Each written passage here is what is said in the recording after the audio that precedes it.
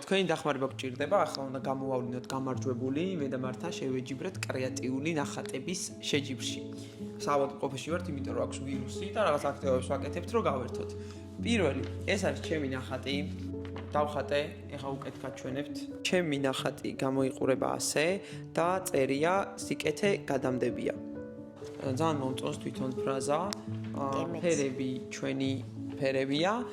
ანუ ისე არის რომ თითქოს ეს სიტყვა გადამდები თვითონ დახატულიც არის რაღაცნაირად და იგრძნობა თვითონ ვიზუალში და მე მომწონს მაგალითად.